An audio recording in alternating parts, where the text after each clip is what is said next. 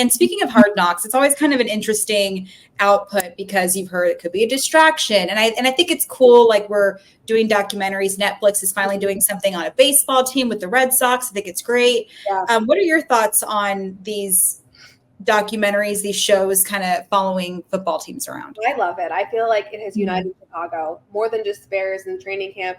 People are sitting down. We're sitting down to watch these episodes right when they air on HBO. And the one time it was like delayed for an hour. People were like, what the hell? Like, where's the episode? It's united Chicago. It was kind of like when The Last Dance came out, the Bulls, the Michael Jordan documentary. Oh, yeah. People would just sit down and watch that and be so excited and talk about it for weeks on sports radio. And that's what's happening with Hard Knocks.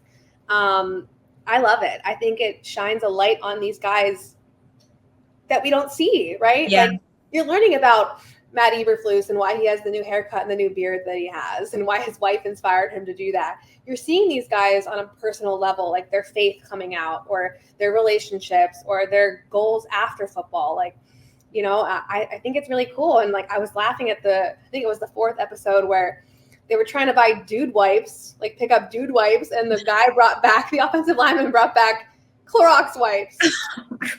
I was like, what? Like, you can't use those. See what happens there. Right. And so just like the funny stuff, but also the serious stuff about this team. I'm glad that the McCaskies in the front office with the Chicago Bears were open to this because it's easily one of those franchises where you could be like, no, we're the Bears. We're buttoned up. And I've loved seeing kind of an inside look. Well, and what's interesting about the whole thing is like the pop culture aspect of it all. And, we both cover baseball too. And I feel like it's more intimate in baseball because this is going to sound silly, but they're not wearing helmets. Right. And I know that sounds so silly, but I hear athletes talking about it all the time. Like you can see their faces in basketball and baseball and football. You have no idea what these guys look like until they're done with the game. Sure. And it's so interesting to kind of put a face to who these guys are. And then you take the step back of this is who they are.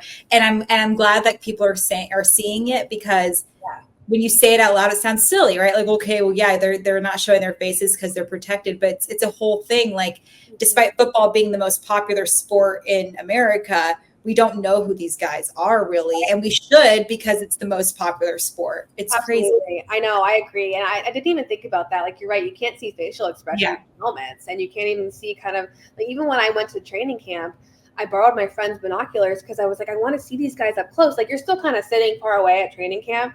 And I was like, I want to like see their facial expressions and how they're interacting with each other. And like you saw in Hard Knocks when they're singing, like the rookies are singing and telling people like, their rookie contract extension and what their bonus was. And I don't know, it's just been cool to see. I'm kind of sad it's over already. I know. And I'm really glad that they have that. And same with Bears fans, like it's like the Mets almost, like they get all these great players and it just like nothing happens and it sucks. So it's kind of like that, I could imagine. So I pray for y'all.